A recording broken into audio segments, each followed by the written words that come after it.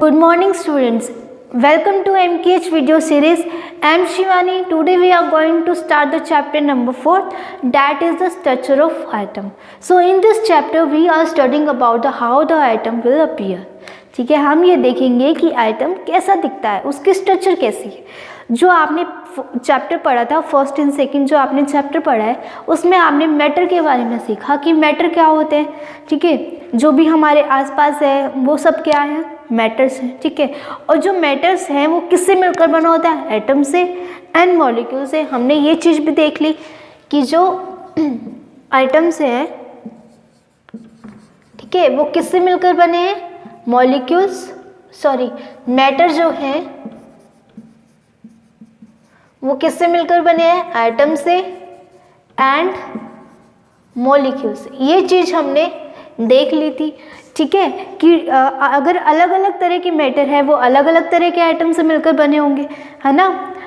Different kind of matter are the made up of the different type of item constituting them.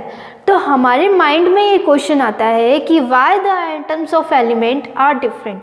मतलब कि हमने देखा कि जो मैटर है उससे हमें क्या मिल रहा है, एटम्स एंड मॉलिक्यूल्स मिल रहा है, और हर मैटर के अलग अलग आइटम होते हैं। मान लो ये आइटम ए है और ये आइटम बी है, तो अब ये क्वेश्चन अराइज होता है कि ये वाला आइटम इस वाले आइटम से डिफरेंट कैसे है।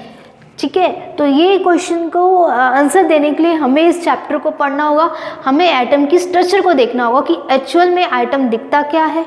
और जो डाल्टन ने क्या बोला है, डाल्टन ने ये बोला था कि जो एटम है वो इंडिविजिबल है एंड इनविजिबल है एटम।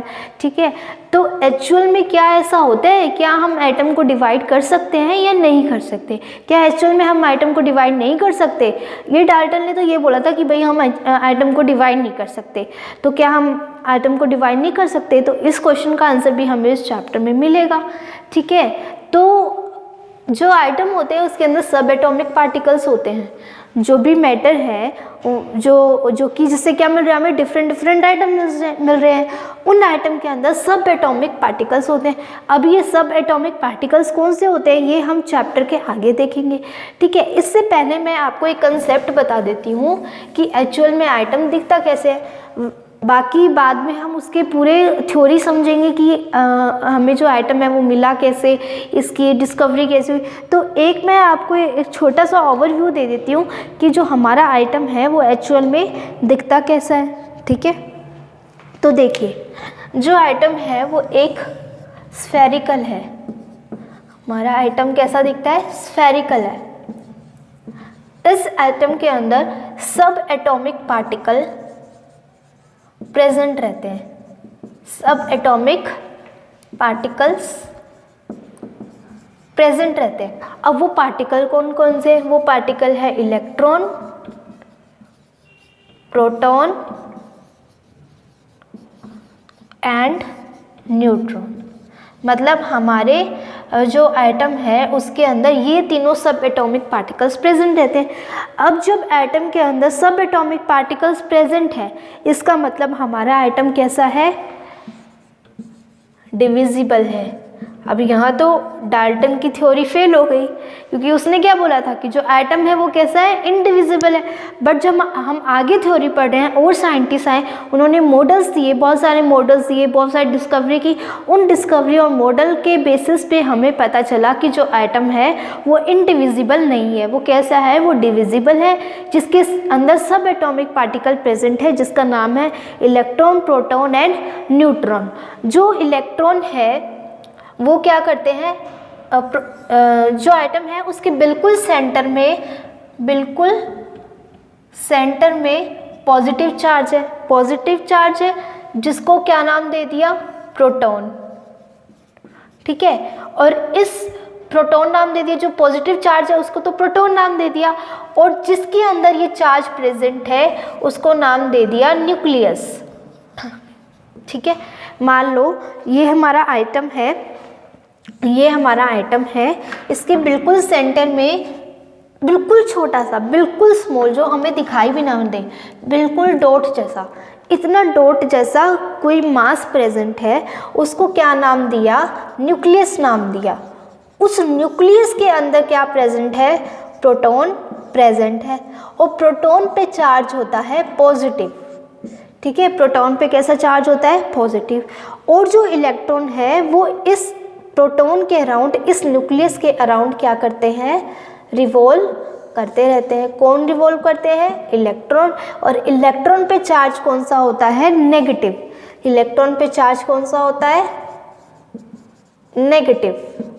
ये चीज़ अभी हम देखेंगे आगे, ये तो मैं सिर्फ आपको बता रही हूँ कि जिससे कि आप आगे मॉडल पढ़ो तो आपको इजी हो जाए। मैं आपको धीरे धीरे करके एक एक मॉडल पढ़ाऊँगी, जिससे मॉडल से आपको पता चल जाएगा कि इलेक्ट्रॉन कैसे डिस्कवर हुआ, प्रोटॉन कैसे डिस्कवर हुआ, न्यूट्रॉन कैसे डिस्कवर हुआ, और हमें कैसे पता चला कि जो न्यूक्लियस है वो बिल्कुल सेंटर में लाया करता है और इसको नाम न्यूक्लियस क्यों दिया। ये सब हम पढ़ेंगे कि इस पे चार्ज पॉजिटिव कैसे आया, इस पे चार्ज नेगेटिव कैसे आया। बट एक बार आपको ध्यान रखना है, क्या कौन सी बातें याद रखनी है, जो हमारा एटम है वो कैसा होता है, स्फेरिकल होता है, और जो कि सब एटॉमिक पार्टिकल्स में डिवाइड रहता है, यानी कि हमारा जो एटम है वो कैसा है, डिविजिबल है, और उसके अंदर जो सब एटॉमिक पार्टिकल्स प्रेजेंट रहते हैं उनका नाम क्या है, इलेक्ट्रॉन, प्रोटॉन एंड न्यूट्रॉन। जो इलेक्ट्रॉन है उस पर नेगेटिव चार्ज प्रेजेंट रहता है, जो प्रोटॉन है उस पर पॉजिटिव चार्ज प्रेजेंट रहता है, जो न्यूट्रॉन है उस पर जीरो चार्ज होता है, मतलब कोई भी चार्ज नहीं होता, वो न्यूट्रल होता है, ठीक है। और जो प्रोटॉन है हमारा आइटम के बिल्कुल सेंटर में क्या प्रेजेंट रहता है, न्यूक्लियस प्रेजेंट रहता है, उस न्यूक्लियस के अंदर प्रोटॉन प्रेजेंट रहता है, और उस न्यूक्लियस के अराउंड इलेक्ट्रॉन रिवॉल्व करते हैं। ये बात आपको ध्यान रखनी है। अभी अब हम आगे देखते हैं कि जो ये तो हो गई, मैंने सिंपल सी आपको बात बताई कि अभी जब मैं आपको मॉडल पढ़ाऊंगी तो हम इन चीज़ों के बारे में पढ़ेंगे कि एक्चुअल में ये चीज़ें आई कहाँ से, ये हमें पता कैसे चला, ठीक है। तो देखो, चार्ज पार्टिकल इन मैटर्स, हमें चार्ज पार्टिकल बताना है मैटर के ऊपर। तो आप एक काम करो, जो आपका पेन है या आप एक स्केल लो या फिर कोई भी एक पेन लो, ठीक है, उसको अपने हेयर से रब करो। हेयर से रब करने के बाद पीसेस ऑफ पेपर लो, उस पीसेस ऑफ पेपर को अपने हाथ पे यूँ रख लो, ठीक है। उसके बाद जब आप उसको पेन को अपने हेयर से रब करोगे ना, तो आप देखोगे कि वो जो पेपर है ना वो पेन से चिपक जाएंगे, पेन या फिर स्केल से चिपक जाएंगे। तो ऐसा क्यों हुआ कि जो पेपर है वो पेन से क्यों चिपक गए, क्यों स्टिक हो गए उसके, तो ऐसा इसलिए, ऐसा समझने के लिए, इसको समझने के लिए हमें ये मानना होगा कि जो हमारा एटम है उसके वो कैसा है, डिविजिबल है। कैसा है, डिविजिबल है। क्योंकि डाल्टन ने तो क्या बोला था, डाल्टन तो ये कह रहा था भाई जो एटम है ना वो इनडिविजिबल है और इनविजिबल है, इनडिविजिबल भी है और इनविजिबल भी है।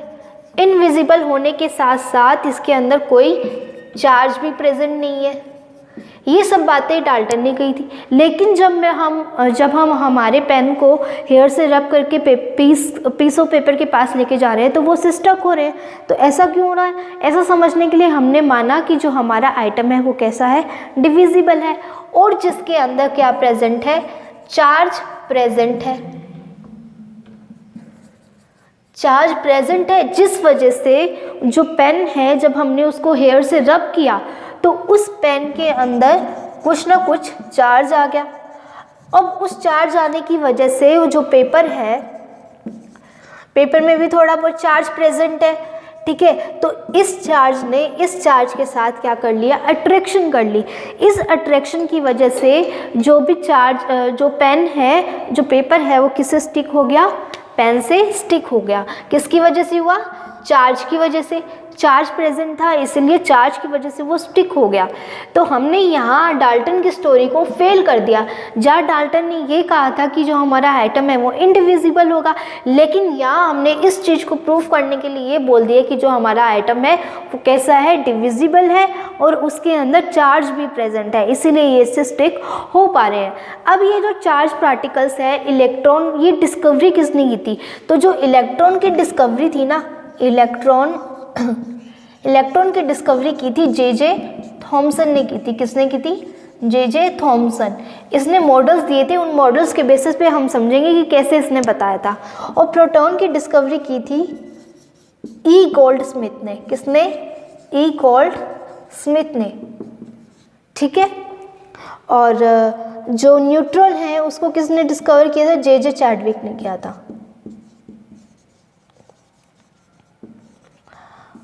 तो ये क्या है? हमारे सब एटॉमिक पार्टिकल है। आइटम्स को भी डिवाइड कर रहे हैं, मतलब हमने माना कि आइटम डिविजिबल है, तो आइटम डिविजिबल है मतलब उसके कुछ पार्टिकल्स भी होंगे, सब एटॉमिक पार्टिकल्स भी होंगे। वो सब एटॉमिक पार्टिकल कौन से थे? Electron, proton and neutron. Electron पे चार्ज कौन सा था? नेगेटिव। प्रोटॉन पे चार्ज था पॉजिटिव और न्यूट्रॉन पे 0। इलेक्ट्रॉन की डिस्कवरी किसने की थी? जे थॉमसन ने। प्रोटॉन की डिस्कवरी किसने की थी? ई गोल्ड स्मिथ ने। और न्यूट्रॉन की डिस्कवरी किसने की थी? जे चैडविक ने। ये हमें अभी तक याद रखना है। अब हम देखते हैं कि इलेक्ट्रॉन की डिस्कवरी कैसे हुई, ठीक है। अब हमें ये देखना है कि इलेक्ट्रॉन की डिस्कवरी कैसे हुई। अब ये बात ध्यान रखना, यहाँ डाल्टन की स्टोरी फेल हो रही है, क्योंकि उसने क्या बोला था कि एटम इंडिविजिबल है, बल्कि हमें इन सब एटॉमिक को पढ़ने के लिए हमें ये मानना होगा कि हमारा एटम कैसा है? डिविजिबल है। तो चलिए स्टार्ट करते हैं डिस्कवरी ऑफ इलेक्ट्रॉन। तो देखिए, स्ट्रक्चर ऑफ आइटम पढ़ने से पहले हम एक बार ये दोबारा देखते हैं। जैसे मैंने अभी बताया था कि according to Dalton atoms are indivisible, but the presence of subatomic particle inside the atom leads the failure of Dalton aspects। मतलब डाल्टन ने बोला था कि जो एटम है वो इनडिविजिबल है, बट जब हमने बाद में एक्सपेरिमेंट्स किए, बाद में साइंटिस्ट ने जो एक्सपेरिमेंट किए उनसे पता चला कि आइटम्स में हमें सब एटॉमिक पार्टिकल्स मिल रहे हैं। तो ये सब एटॉमिक पार्टिकल्स जो मिल रहे थे ये डाल्टन की थ्योरी को फेल करते हैं, ठीक है। So it was necessary to find out how this sub atomic particles arranged in the atom. तो ये बहुत नेसेसरी हो गया कि जो सब एटॉमिक पार्टिकल्स है वो आइटम के अंदर कैसे अरेंज्ड है, मतलब कहाँ कहाँ मिलते हैं, आइटम के कौन से पार्ट में ये प्रेजेंट रहते हैं। कौन से सब एटॉमिक पार्टिकल्स हैं? मैंने अभी 3 नाम बताए थे, इलेक्ट्रॉन, प्रोटॉन को पी से शो करो और पी के ऊपर पॉजिटिव साइन, एंड न्यूट्रॉन, ठीक है। इलेक्ट्रॉन, प्रोटॉन एंड न्यूट्रॉन, ये सब एटॉमिक पार्टिकल्स थे। तो जो सबसे पहले स्ट्रक्चर ऑफ आइटम थी, आइटम की जो स्ट्रक्चर थी वो किसने दी थी? जे थॉमसन ने दी थी। So J Thomson was first to give the structure of atom, ठीक है। उसने किसके बारे में बताया था? उसने डिस्कवरी की थी इलेक्ट्रॉन्स की ओनली। उसने बोला था, उसने सिर्फ इलेक्ट्रॉन को की डिस्कवरी की थी, प्रोटॉन और न्यूट्रॉन की डिस्कवरी नहीं की थी, सिर्फ किसकी की थी? इलेक्ट्रॉन की। उसने क्या बोला था? आपने वाटरमेलन देखा होगा, वाटरमेलन देख सके,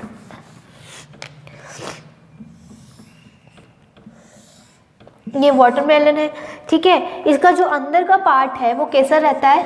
रेड रेड कलर का रहता है। कैसा रहता है? रेड रेड कलर का, इस तरह से, ठीक है। अब रेड रेड पार्ट के अंदर क्या प्रेजेंट रहते हैं? सीड्स प्रेजेंट रहते हैं वाटरमेलन के। तो ये रहे हमारे सीड्स, ठीक है। तो जो जे थॉमसन था उसने क्या किया? अपने मॉडल को वाटरमेलन के साथ कंपेयर किया, वाटरमेलन के साथ, या फिर हम बोल सकते हैं क्रिसमस पुडिंग के साथ। क्रिसमस पुडिंग में क्या होता है? इस तरह से केक रहता है और केक के अंदर जो भी नट्स है, हमारे ड्राई फ्रूट्स हैं, वो प्रेजेंट रहते हैं। तो ये भी सिमिलर हो गए, तो हम वाटरमेलन से समझते हैं, ठीक है। तो उसने बोला कि जो वाटरमेलन का जो रेड वाला पार्ट है, जो रेड वाला पार्ट है वो कैसा है? वो पॉजिटिव चार्ज है, पूरा का पूरा पॉजिटिव चार्ज है। और जो इसके बीच में ये जो सीड्स प्रेजेंट है ये किसका काम कर रहे हैं? इलेक्ट्रॉन का। इस तरह से उसने इलेक्ट्रॉन की डिस्कवरी कर दी, जिसने बोल दिया आइटम एक इस तरह से आइटम है, आइटम के बीच में जैसे सीड्स प्रेजेंट नहीं रहते वाटरमेलन के रेड वाले पार्ट में, ऐसे दबे हुए से रहते हैं, उसी तरह से इलेक्ट्रॉन भी आइटम के अंदर दबे हुए रहते हैं। माइनस से शो कर रही हूँ, ठीक है। ये सीड्स मान लो, ये जो स्फेयर बनाया मैंने, ये क्या है? रेड पार्ट है वाटरमेलन का, और उसको बोल दिया इन्होंने positive positive positive positive positive, इस तरह से। ये किसका मॉडल था? थॉमसन का मॉडल था। वो क्या बोल रहा था, an item consist of positively charge sphere, किसी भी आइटम में पॉजिटिव चार्ज का क्या प्रेजेंट रहेगा, स्फीयर रहेगा। पॉजिटिव चार्ज स्फीयर का मतलब क्या है, इलेक्ट्रॉन के एटम है उसके बीच में तो इलेक्ट्रॉन प्रेजेंट है, नेगेटिव चार्ज प्रेजेंट है, और जो स्पेस बचा इलेक्ट्रॉन, जहाँ भी ये सीड्स है उन सीड के बीच में जो भी स्पेस है उन स्पेसेस में कौन प्रेजेंट है, पॉजिटिव चार्ज प्रेजेंट है, जो उन्होंने बोल दिया पॉजिटिव चार्ज स्फीयर। ठीक है, and electrons are embedded in it, और इलेक्ट्रॉन इसके अंदर क्या है, फंसे हुए हैं, इलेक्ट्रॉन्स। ठीक है, and the negative and positive charge are equal in magnitudes. अब ये जो इलेक्ट्रॉन और पॉजिटिव चार्ज है ये मैग्नीट्यूड में तो इक्वल है, बट उनकी जो साइन है वो क्या है, अपोजिट है। एक नेगेटिव है दूसरा पॉजिटिव है, मतलब कि जितने नंबर में पॉजिटिव चार्ज है उतने ही नंबर में क्या है, नेगेटिव चार्ज है। मान लो कि अगर मैं +5 ले रही हूँ, प्लस के 5 साइन ले रही हूँ, ठीक है, और माइनस का 5 ले रही हूँ, तो ये दोनों क्या करेंगे, दोनों इक्वल है मैग्नीट्यूड में, 5 और 5, तो ये दोनों क्या करेंगे, एक दूसरे को कैंसिल आउट कर देंगे और हमें आंसर क्या मिलेगा, 0 आंसर मिलेगा, जिसको हम क्या बोलते हैं, न्यूट्रल बोलते हैं। अगर मैं लेती हूँ +5 और माइनस का 4, अब ये मैग्नीट्यूड में इक्वल नहीं है, एक प्लस का 5 है और दूसरा माइनस का 4 है, तो हमें क्या मिलेगा, 1 आंसर मिलेगा, मतलब हमें न्यूट्रल नहीं मिलेगा। तो ये बोल रहे हैं जितने नंबर में नेगेटिव चार्ज है ना सॉरी, जितने नंबर में नेगेटिव चार्ज है ना उतने ही नंबर में पॉजिटिव चार्ज प्रेजेंट है। तो जब जितने नंबर में नेगेटिव और उतने ही नंबर में पॉजिटिव चार्ज प्रेजेंट होंगे तो वो आपस में क्या कर देंगे, एक दूसरे को म्यूचुअली बैलेंस कर देंगे, मतलब न्यूट्रल कर देंगे एक दूसरे को। तो यहाँ यही लाइन लिखी है, the negative and positive charge are equal in magnitudes so that items are as a whole is electrically neutral. तो पूरे आइटम को उसने क्या बोल दिया, पूरा आइटम एक न्यूट्रल था। इसने दो मेन बातें कही, इसने क्या क्या बोला कि जो इलेक्ट्रॉन है वो आइटम के अंदर फंसे हुए हैं और बाहर का जो पार्ट है वो पॉजिटिव है, जितना बचा हुआ जो उनके बीच का जो स्पेस है वो कैसा है, पॉजिटिव चार्ज है।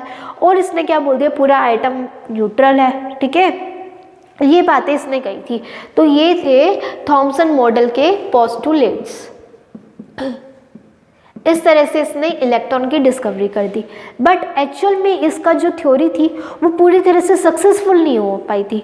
तो इस थ्योरी को आगे बढ़ाने के लिए एक और साइंटिस्ट आया जिसने प्रोटॉन की डिस्कवरी की थी। तो उसके लिए उसने मॉडल दिया रदरफोर्ड मॉडल, रुदरफोर्ड मॉडल दिया उसने। अब ये रुदरफोर्ड मॉडल क्या है हम उसको देखते हैं। उस मॉडल के थ्रू हमें पता चलेगा कि प्रोटॉन कैसे डिस्कवर हुआ था। ठीक है, तो ये तो आपका थॉमसन मॉडल है जिससे हमें क्या मिला, इलेक्ट्रॉन मिला, और हमें क्या पता चला, जो आइटम है वो इलेक्ट्रिकली न्यूट्रल है। पूरा आइटम इलेक्ट्रिकली न्यूट्रल है, लेकिन उसके अंदर जो सब एटॉमिक पार्टिकल्स है उनमें चार्ज प्रेजेंट है। ये बात हमें पता चली। ठीक है, तो देखिए हमें देखना है Rutherford model of an atom. ठीक है, इसमें क्या था कि fast moving alpha particle were made to fall on thin gold foil. मतलब जो अल्फा पार्टिकल्स थे, अल्फा पार्टिकल्स क्या थे, ये यहाँ लिखा हुआ है, alpha particles are doubly charged helium ion. मतलब इन पे जो चार्ज प्रेजेंट था वो कौन सा चार्ज प्रेजेंट था, पॉजिटिव चार्ज प्रेजेंट था इनके ऊपर। अल्फा पार्टिकल के ऊपर कौन सा चार्ज प्रेजेंट था, पॉजिटिव। और इनको हमने किस पे फॉल कराया, गोल्ड फॉइल के ऊपर फॉल कराया। एक्चुअल में रदरफोर्ड ने किया क्या था, इसने अल्फ़ा पार्टिकल्स लिए, बहुत सारे अल्फ़ा पार्टिकल्स लिए, 12,000 2,000 बहुत सारे लिए इसने अल्फ़ा पार्टिकल्स। उन सब अल्फ़ा पार्टिकल्स को उसने एक गोल्ड की फॉइल ले ली। ठीक है, अब वो फॉइल क्या है, बहुत ज़्यादा पतली है। अब आप बोलोगे कि गोल्ड फॉइल ही क्यों ली, कोई और नहीं ले सकते, जैसे एल्यूमिनियम की फॉइल, कॉपर की, कुछ भी ले सकते हैं, लेकिन उन्होंने गोल्ड की फॉइल क्यों ली। तो उसने गोल्ड की फॉइल इसलिए ली क्योंकि जो गोल्ड है ना उसकी एक एबिलिटी होती है, उसकी वो क्या एबिलिटी होती है कि बहुत ज़्यादा मैलेबल होता है। मैलेबल मतलब उसकी बहुत पतली शीट बनाई जाती है। एल्यूमिनियम की शीट देखी है ना आपने, जो खाना वगैरह रैप करते हैं, जिसमें फूड रैप करके लेकर जाते हैं, तो वो किसकी फॉइल होती है, वो एल्यूमिनियम की फॉइल होती है। लेकिन वो इतनी पतली नहीं होती, उसकी जो एबिलिटी है वो इतना नहीं होता कि उसको हम बहुत ज़्यादा थिन कर सकें। लेकिन जो गोल्ड होता है उसकी एक ख़ास बात ये होती है कि ये बहुत ज़्यादा मेलेबल होती है। अब बहुत ज़्यादा मेलेबल होने की वजह से हम इसकी बहुत थिन शीट बना सकते हैं। अब आप बोलोगे कि मैम थिन शीट ही क्यों बनानी पड़ी, है ना? तो थिन शीट इसलिए बनानी पड़ी, जो भी गोल्ड फॉइल है उसके अंदर आइटम्स प्रेजेंट होंगे ना, उन आइटम्स को कम करने के लिए, मतलब अगर हम जितनी मोटी शीट लेंगे ना उतने ही नंबर ऑफ आइटम ज़्यादा होंगे, अगर हम पतली शीट लेंगे तो उतने ही नंबर ऑफ आइटम कम होंगे। अब इसको तो आइटम पे स्टडी करना था, इसको ये थोड़ा देखना था कि मैं इतने ज़्यादा लूँ या इतने कम लूँ, ये सोचा था कि मैं जितने कम आइटम लूँगा ना उतना एक्यूरेट मुझे रिजल्ट मिलेगा। तो इसने क्या किया, सबसे पतली गोल्ड की फॉइल ले ली, गोल्ड की शीट ले ली, जिसमें लेस नंबर ऑफ क्या थे, less number of items present थे। ठीक है, अब less number of item present थे तो इससे रिजल्ट भी बहुत अच्छा मिलेगा। ठीक है, तो अब नेक्स्ट देखो कि ये मैंने लिखा है, ये जो अल्फा पार्टिकल है इसको गोल्ड फॉइल के ऊपर क्या करवाया गया, फॉल करवाया गया। जब अल्फा पार्टिकल इस गोल्ड फॉइल से टकराए तो उनके जो रेस थी, जो बीम जो निकली उससे, तो बीम तो कुछ तो सीधी निकल गई, ठीक है, कुछ तो रेस थी जो सीधी निकल गई और कुछ ऐसी थी जो क्या हो गई, रीबाउंड, कुछ डिफ्लेक्ट हो गई बाय सम एंगल से। और 12,000 अगर हमने अल्फा पार्टिकल लिए हैं तो 12,000 में से सिर्फ एक ऐसी थी कि जो रीबाउंड हो गई। रीबाउंड मतलब टकरा के वापस पहुंच गई। ठीक है, तो ये यही लिखा हुआ है यहाँ पे, fast moving alpha particle were made to fall on gold foil. Alpha particle जो कि फास्ट मूविंग था, बहुत तेज निकल रहा था, उसको किस पे करवाया गया फॉल, गोल्ड फॉइल पे फॉल करवाया गया। अब ये गोल्ड फॉइल क्यों यूज है, इसका रीज़न लिखा हुआ है, because it is very thin and malleable. Then मैंने लिखा है alpha particle are doubly charged helium ion. Alpha particle कौन थे, डबली चार्ज थे हीलियम आयन के, यानी उन पे पॉजिटिव चार्ज प्रेजेंट था। Alpha particle would be deflected by sub atomic particle in the gold foil. ठीक है, ये बोल रहा है कि जो अल्फा पार्टिकल है ना वो डिफ्लेक्ट हो गए, किससे, गोल्ड फॉइल से टकराने के बाद वो डिफ्लेक्ट हो गए। डिफ्लेक्ट होने के बाद जो उन्होंने रिजल्ट देखा, कंक्लूजन देखा, उनसे क्या रिजल्ट निकला है उसे हम डिस्कस करेंगे अभी। ठीक है, तो ये जो अल्फा पार्टिकल थे ना ये बहुत हैवी थे। ठीक है, अब बहुत हैवी थे तो उनको इतना ज़्यादा डिफ्लेक्शन नहीं मिला। अब एक चीज़ सपोज करो कि आप बहुत मोटे हो, ठीक है, बहुत ताकतवर हो, ठीक है, और आपके सामने कोई पतला सा बंदा आके खड़ा हो जाए और वो आपसे टकराने की कोशिश करे। जब टकराने की कोशिश करेगा या जब आप भारी हो, आप उससे टकराने की कोशिश करोगे, ठीक है, तो आप पे कोई इफेक्ट आएगा, आप पे तो कोई इफेक्ट नहीं आएगा, इफेक्ट तो उस पतले वाले पर आएगा ना। तो यही बात बोल रहा है कि जो अल्फा पार्टिकल था बहुत हैवी था, हैवी होने की वजह से वो हिल नहीं पाया। अब आप उसके साथ जाके टकराओगे किसी पतले इंसान के साथ तो आप तो डिफ्लेक्ट नहीं होगे, लेकिन वो पतले वाला इंसान जरूर डिफ्लेक्ट हो जाएगा, है ना। तो यही लिखा है कि heavy, it is so heavy so it is not absorb much deflection. तो हमें ज़्यादा डिफ्लेक्शन देखने को नहीं मिली, मतलब कुछ ही एंगल पे वो डिफ्लेक्ट हुए थे। फिर लिखा है मैंने अल्फा पार्टिकल, अब उन्होंने जो रिज़ल्ट निकाला उस रिज़ल्ट की बात हो रही है कि जो अल्फा पार्टिकल था उन्होंने अनएक्सपेक्टेड रिज़ल्ट दिया था। वो अनएक्सपेक्टेड रिज़ल्ट क्या था उसे हम देखते हैं। पहले एक बार इसे देखो, यहाँ से अल्फा पार्टिकल को इन्होंने फोल्ड करवाया, किस पे, गोल्ड फॉइल पे, जो कि बहुत थिन थी तो उससे जो अल्फा पार्टिकल्स निकले, स्कैटर हुए, वो स्क्रीन पर जाके अब्जॉर्व हुए। अब आप बोलोगे फ्लोरोसेंट स्क्रीन क्या होती है, ये एक्चुअल में है तो एक स्क्रीन ही, लेकिन जब भी अल्फा पार्टिकल स्कैटर होंगे और जहाँ जाके लग रहे हैं, मतलब आगे बढ़ेंगे, कुछ आगे निकल गए, कुछ डिफ्लेक्ट हो गए, जितने एंगल पर डिफ्लेक्ट हो रहे हैं हमें वो दिखा देगा। जहाँ पे भी वो जाएगा अल्फा पार्टिकल डिफ्लेक्ट होगा, वहाँ एक स्पॉट मिल जाएगा, उस स्पॉट से हमें पता चल जाएगा कि ये अल्फा पार्टिकल इधर गया, ये वाला इधर गया, ये वाला इधर गया, और कुछ रिबाउंड हो गए। तो इससे हमें क्या रिजल्ट मिला, इससे हमें ये रिजल्ट मिला कि most of the fast moving particle passes straight through gold foil, कि कुछ अल्फा पार्टिकल थे जो कि क्या निकल गए, सीधे निकल गए, and some were deflected by an angle, और कुछ थे जो सम एंगल से क्या हो गए, डिफ्लेक्ट हो गए, and 1 out of 12,000 were rebound. अब रीबाउंड का मतलब टकरा के वापस आ जाना, इस तरह से, ठीक है। मतलब ये बहुत सरप्राइज करने वाली बात थी कि 12,000 अल्फा पार्टिकल लिए, उन 12,000 में से सिर्फ एक ही अल्फा पार्टिकल हमें वापस आया। अब ऐसा कब होगा? सपोज करो कि आप बहुत मोटे हो, ठीक है, बहुत हैवी हो, बहुत आप में ताकत है। अब सामने से कोई बंदा आ जाए, ठीक है, सामने से कोई बंदा है, या आप मान लो आप बहुत हल्के हो, ठीक है, और सामने कोई हैवी बंदा खड़ा है, बहुत ताकतवर है, खली खड़ा है सामने, ठीक है। अब आप उसके साथ जोर से भागते हुए जा रहे हो, बहुत जोर से, जितनी स्पीड में आप भाग सकते हो ना उतनी स्पीड में भाग रहे हो आप, ठीक है। भागते भागते उसके पास जा रहे हो, खली के पास। अब जैसे ही आप उसके पास पहुंचोगे तो क्या होगा? एकदम से उससे टकराओगे, टकरा के दूर जाके गिर जाओगे। कब होगा? जब वो सामने वाला बंदा हैवी है, आपके कंपैरिजन में वो सामने वाला बंदा हैवी है, तब भी आप क्या होगे? रीबाउंड होगे, मतलब टकरा के वापस आओगे, टकरा के वापस पहुंच जाओगे आसमान में, है ना। तो ये चीज़ यही हो रही है कि 12,000 अल्फा पार्टिकल में से सिर्फ एक अल्फा पार्टिकल ऐसा था जो रीबाउंड हो गया। इसका मतलब क्या निकला? इसका मतलब ये निकला कि इस गोल्ड फॉइल में एटम के अंदर बिल्कुल सेंटर में एक चीज़ ऐसी प्रेजेंट है जो बहुत ज़्यादा हैवी है। क्या है? बहुत ज़्यादा हैवी है। हैवी है तभी तो ये रीबाउंड हो गया, ये टकराया और टकरा के वापस क्या हो गया? रीबाउंड हो गया। इस तरह से देखो, ये हमारा एटम है, इसके बिल्कुल सेंटर में टकराया होगा। साइड में टकराते तो कोई इफेक्ट ही नहीं आता। साइड में देखो बहुत सारे अल्फा पार्टिकल थे, वो साइड से निकल गए थे। बिल्कुल सेंटर में जाके टकराया था, बिल्कुल सेंटर में टकराया। और ये क्योंकि चीज़ हैवी थी बहुत ज़्यादा, तो हैवी होने, इस अल्फा पार्टिकल से भी ज़्यादा हैवी थी, हैवी होने के कारण ये टकरा कर वापस रिबाउंड हो गई, ठीक है। अब रीबाउंड हो गई, इसका मतलब यहाँ एटम के सेंटर में कुछ भारी चीज़ है, ठीक है। तो ये अब इससे कंक्लूजन क्या निकला? कंक्लूजन ये निकला कि जो पहले जो पार्टिकल थे वो स्ट्रेट निकल गए। इसका मतलब एटम में कुछ पार्ट ऐसा है जो बिल्कुल खाली है।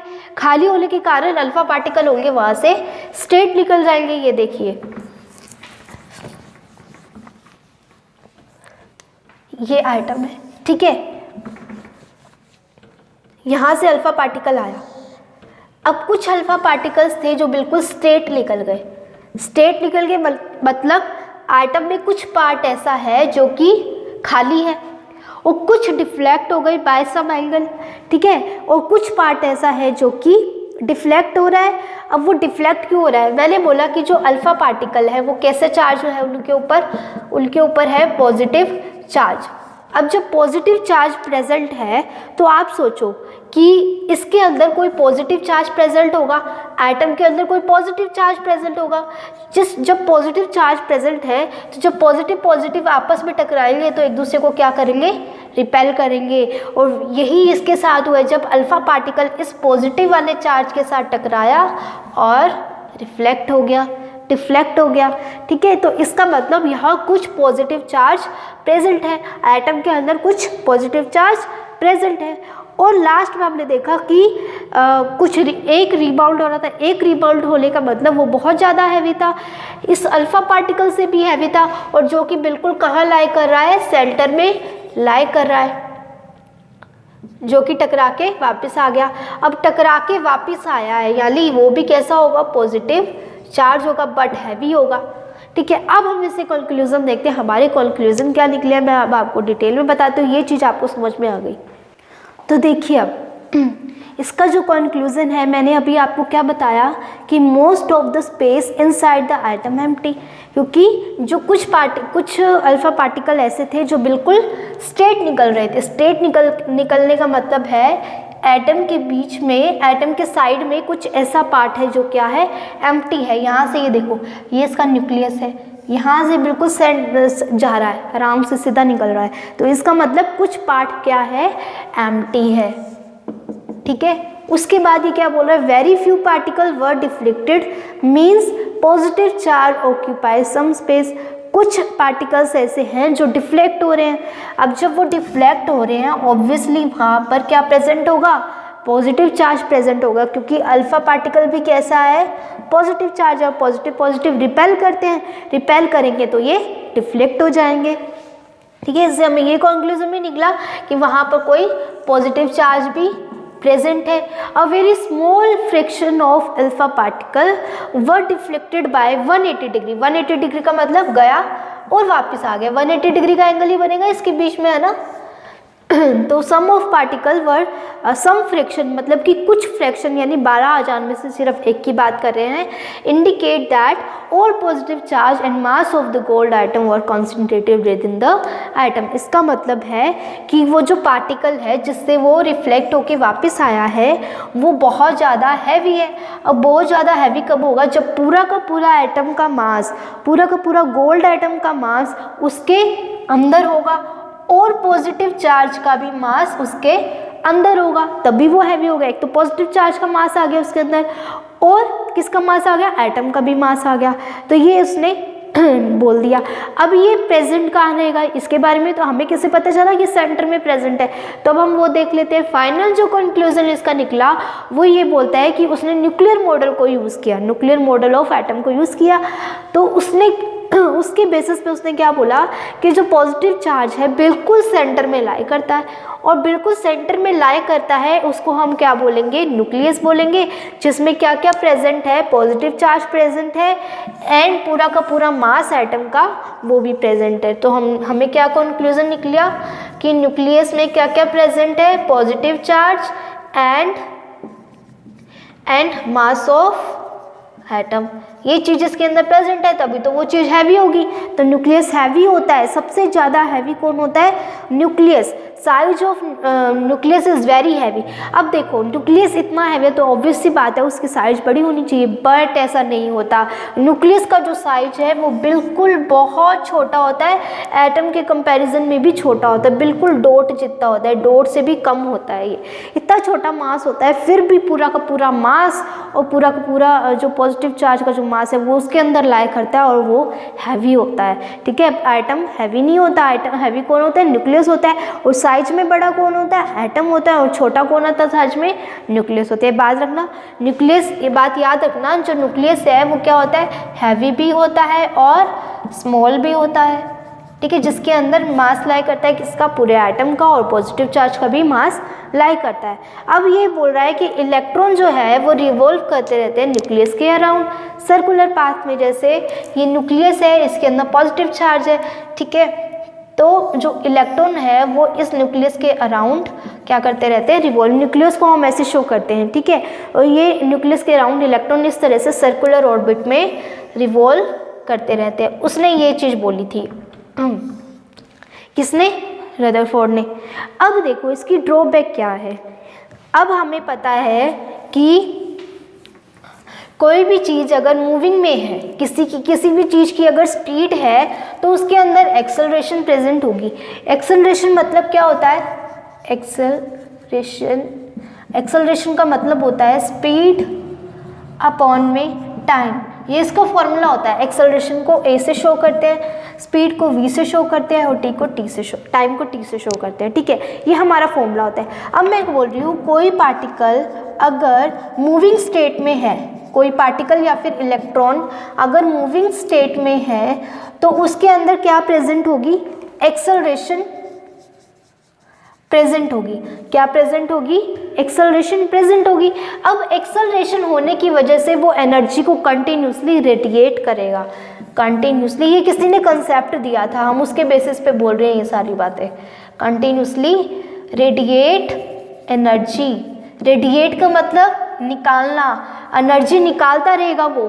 ठीक है, तो कोई भी पार्टिकल है अगर वो मूविंग स्टेट में है तो उसके अंदर क्या प्रेजेंट होगी, एक्सेलरेशन प्रेजेंट होगी, क्योंकि एक्सेलरेशन का फॉर्म नहीं होता स्पीड अपॉन टाइम, और स्पीड कहाँ से मिलती है, जब हम मूव करते हैं। इसलिए कोई भी पार्टिकल अगर मूविंग स्टेट में है तो उसके अंदर क्या प्रेजेंट होगी, एक्सेलरेशन प्रेजेंट होगी।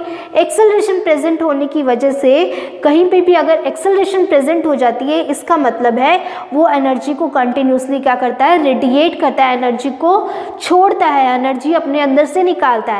अब जब कोई एनर्जी अपने अंदर से निकालेगा तो सिंपल सी बात है वो कहीं ना कहीं जाके गिर जाएगा, फॉल हो जाएगा, है ना। मान लो आपने खाना खाया, पूरे दिन में सिर्फ सुबह ही खाना खाया है। अब रात होते होते आपकी एनर्जी कम होती जाएगी। अब जैसी ही रात होगी वैसी बिल्कुल आप मरने वाली हालत में हो जाओगे, भाई मेरे को तो खाना चाहिए, मैं तो गिरने वाला हूँ अब। तो आप उस टाइम पे क्या हो जाओगे, गिर जाओगे, चक्कर खा के गिर जाओगे ना। तो मैं वही बात मैं यहाँ बोल रही हूँ कि कोई पार्टिकल है अगर वो मूविंग स्टेट में है, उसके अंदर एक्सेलरेशन होगी तो वो अपनी एनर्जी धीरे धीरे रेडिएट करेगा और एक टाइम ऐसा आएगा जब वो नीचे गिर जाएगा। ठीक है, तो अब जब ये रदरफोर्ड है ये बोल रहा है कि जो इलेक्ट्रॉन है वो प्रोटॉन के अराउंड क्या करता रहता है, रिवॉल्व करता रहता है। अब एक बात बताओ, इलेक्ट्रॉन मूविंग स्टेट में है, जब वो मूविंग स्टेट में है तब उसके अंदर क्या प्रेजेंट होगी, एक्सेलरेशन प्रेजेंट होगी। जब एक्सेलरेशन प्रेजेंट होगी तो वो एनर्जी को क्या करेगा, रेडिएट करेगा, यानी एनर्जी निकालेगा। जब एनर्जी निकालेगा तो एक स्टेट ऐसी आएगी जब इलेक्ट्रॉन न्यूक्लियस पे क्या हो जाएगा, फॉल हो जाएगा, न्यूक्लियस पे इलेक्ट्रॉन गिर जाएगा, क्योंकि जो इलेक्ट्रॉन अपनी एनर्जी रेडिएट कर रहा है, अपनी एनर्जी निकाल रहा है, इसका मतलब इसकी ये जो पाथ है वो धीरे धीरे कम होता है, इसका सर्कुलेशन कम होता जा रहा है और एक पॉइंट पे आके वो न्यूक्लियस पे फॉल हो जाएगा। बट एक्चुअल में ऐसा नहीं होता। ऐसा होता है कि इलेक्ट्रॉन फॉल होता है न्यूक्लियस पे, नहीं होता इलेक्ट्रॉन न्यूक्लियस पे फॉल। तो इस ड्रॉबैक को कम करने के लिए एक साइंटिस्ट आया, क्या नाम था उसका, बोहर साइंटिस्ट आया। उसने इसके ड्रॉबैक को कम मतलब सही किया, मतलब इसके मॉडल को करेक्ट किया। मॉडल इसका यही लिया बट उसको थोड़ा सा करेक्ट कर दिया कि एक्चुअल में जो इलेक्ट्रॉन है वो मूव नहीं करता, वो स्टेबल रहता है अपने ऑर्बिट में। ये हम नेक्स्ट लेक्चर में पढ़ेंगे कि बोहर का मॉडल क्या था, उसको हम डिटेल में जानेंगे कि कैसे उसने इसके ड्रॉबैक को कम किया। यहाँ आपको ये बात पता होनी चाहिए कि ये इलेक्ट्रॉन है कंटिन्यूसली मूव करता रहता है और एनर्जी रेडिएट करेगा तो न्यूक्लियस पे फॉल हो जाएगा। ये इसका सबसे बड़ा ड्रॉबैक था किसका, रदरफोर्ड एक्सपेरिमेंट का, जिसके अकॉर्डिंग जो इलेक्ट्रॉन है वो न्यूक्लियस पे फॉल हो जाना चाहिए बट एक्चुअल में ऐसा नहीं होता है। ठीक है, अब ये जो रदरफोर्ड ये भी बोला था कि एटम जो होता है वो एटम जो होता है वो इलेक्ट्रिकली कैसा है, न्यूट्रल है।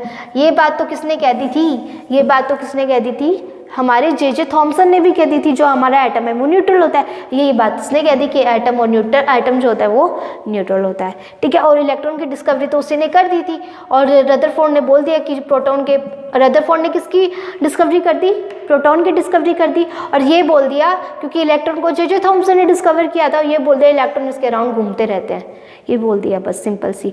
बट मेन डिस्कवरी इलेक्ट्रॉन की किसने की थी, रदरफोर्ड, उसने जे थॉमसन ने की थी और प्रोटॉन की डिस्कवरी रदरफोर्ड ने की थी।